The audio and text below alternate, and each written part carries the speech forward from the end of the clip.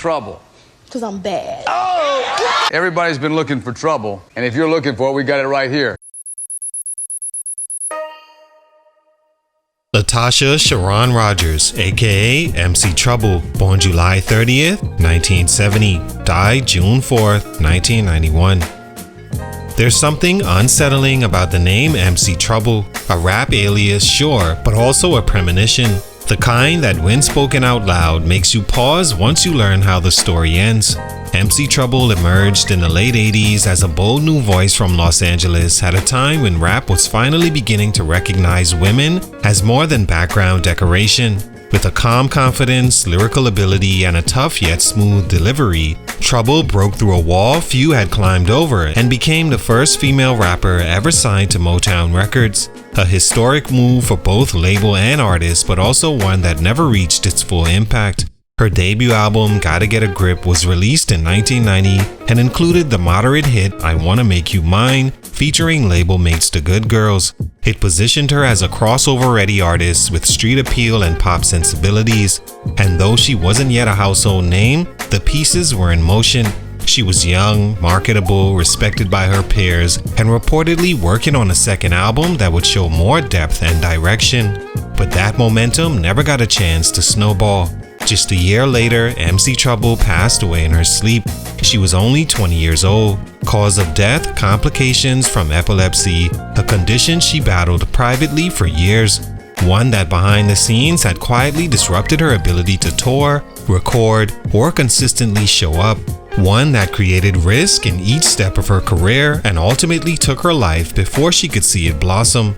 She left behind barely one album, a few visuals, and an industry that at the time quickly moved on. But those who knew her and few who still remember her today recall an artist with real promise. A quiet force whose legacy was tragically stunted before it had time to take root. In hindsight, her story reflects more than just a personal loss. It's a look at how early female rappers were often unsupported, underpromoted, and in some cases forgotten before they ever got a real chance. MC Trouble's life was short, her discography was short, but her impact, especially as a symbol of lost potential, continues to whisper through the halls of hip-hop history. What happened? Let's talk about it. Salute to my man Kevo_Marveloso on IG for this request. It's your boy JC Stunted Growth Music. That's Take a minute to like, subscribe, and comment on who I should do next. MC Trouble, born Latasha Sharon Rogers, was a rapper from Los Angeles, California. From a young age, she was drawn to writing poetry and expressing herself through words, which evolved naturally into rapping by her teenage years. Despite being diagnosed with epilepsy in high school, she never let it stop her from chasing music. Her lyrical confidence and distinct West Coast delivery caught the attention of Motown Records, who were looking to enter the hip-hop space during the genre's mainstream explosion. In 1989, she became the first female rapper ever signed to the legendary label, marking a groundbreaking move for both parties. Her debut album, Gotta Get a Grip, dropped in 1990, blending conscious themes with party-ready beats. The single, I Wanna Make You Mine, featuring the Good Girls, gave her modest radio exposure and a growing fan base. Industry insiders saw her as one of the next big female rap voices until everything stopped. Stunt number 1, her health condition silenced her momentum. From the very beginning of her career, MC Trouble was fighting a battle most fans never knew about. Diagnosed with epilepsy as a teenager, she lived with the frequent seizures that disrupted her personal life and budding career. In an industry that demands constant visibility, travel, and physical energy, Trouble was often forced to work around her condition or hide it completely. The stigma surrounding epilepsy, especially in the early 90s, made it difficult to be transparent without being seen as unreliable or fragile, two things no label wants attached to a rising star.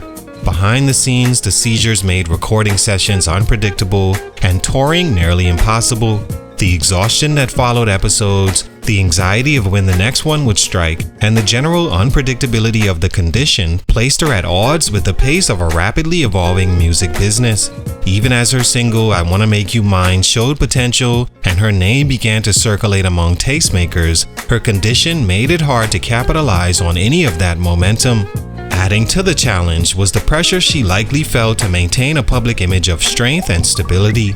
Unlike today's era, where artists are encouraged to speak on mental and physical health, there was little room for vulnerability, especially as a young black woman in a male-dominated genre. So she suffered mostly in silence. Her epilepsy wasn't just a personal battle, it was a professional roadblock that quietly but powerfully stalled her career from moving forward. Though she was working on a second album, progress was slow and inconsistent. Motown didn't know how to help, doctors couldn't fully manage it, and trouble couldn't outrun it. Before long, the seizures that haunted her daily life became the very thing that ended it. Her body gave out before her talent ever could. Stunt number 2, Motown didn't know how to promote a female rapper. MC Trouble made history by signing with Motown, but that milestone quickly turned bittersweet. While the label was legendary for its role in shaping black music throughout the 60s, 70s, and even parts of the 80s, it was late to the hip-hop movement. By the time Trouble arrived in 1989, Motown was still figuring out how to market rap, let alone support a young woman in a genre still largely viewed as male territory. What was supposed to be her launching pad quickly became an obstacle. Her debut album, Gotta Get a Grip, had promise, but the rollout was underwhelming. There were few high-budget music videos, barely any coordinated touring, and limited promotional push. Her only single to receive notable attention, I Wanna Make You Mine, leaned more toward R&B crossover than hardcore hip-hop, likely a label decision rather than her own. This muddled direction left Trouble in an awkward position. She was supposed to represent something new, but was being packaged like a pop-friendly side act. It didn't help that other female rappers at the time, like Queen Latifah, MC Lyte, and Salt-N-Pepa, had carved out identities with strong branding, clear messaging, and backing from labels that understood the genre's urgency.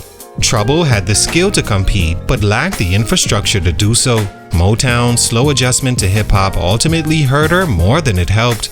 They didn't know how to frame her. Was she conscious, street, radio-friendly? And that uncertainty kept her in limbo, unable to break through fully or build a consistent image in fans' minds. Even if her health hadn't intervened, Trouble would have needed a label that truly understood how to elevate her voice. Instead, she was a pioneer without a blueprint, trapped between Motown's legacy and hip-hop's future. Stunt number 3, a tragic death before her second album. Just as it seemed MC Trouble was on the verge of defining her sound and legacy, her life came to an abrupt and heartbreaking end. On June 4th, 1991, less than a year after releasing her debut album, she passed away in her sleep at a friend's house in Los Angeles. She was only 20 years old. The cause? A seizure brought on by complications from a brain tumor and her long-running epilepsy. Her death shocked those close to her, but barely registered in the wider music industry, which moved quickly and left little room to mourn emerging talent. At the time of her passing, she was working on her second album, and those around her believed it would have been the one that truly showcased her growth as an artist. She began to craft more personal records with better production and more creative control. It was a chance to redefine herself, not just as a first, but as a force. Sadly, that opportunity never came. What makes her passing even more tragic is how little it was acknowledged publicly. Aside from a few tributes, most notably from acts like Boyz II Men and A Tribe Called Quest, there was no major tribute, no retrospective, and no celebration of her contributions. For someone who opened a door at Motown that had never been opened before, she was quietly forgotten. Her story becomes another example of an artist with potential whose death erased her before she could write her full chapter. And in hip-hop, a genre that often treats women as disposable and rarely preserves its lesser-known pioneers, MC Trouble became a footnote instead of a headline. What remains is the sadness of what could have been. A young woman caught in a silent struggle, fighting to leave a mark in a world that never gave her enough time. All in all, MC Trouble's story is one of unfilled promise, quiet resilience, and the painful cost of being first. As the inaugural female rapper signed to Motown, she carried the weight of representation in an industry unsure how to support her. Behind the scenes, she battled a health condition that made every opportunity feel like a ticking clock. And just as she was preparing to turn a corner creatively, her life was cut short at only 20 years old. While her name isn't often mentioned alongside hip-hop greats, it should be remembered for what it represents. The struggles of early female MCs, the indifference of a male-dominated industry, and the silence that follows when pioneers pass too soon. MC Trouble deserved more time, more support, more recognition. But even in a short life, she left behind a legacy of strength and potential that still speaks today. Salute, much respect. Rest in peace to MC Trouble. It's your boy JC Stunted Growth Music, and I'm out.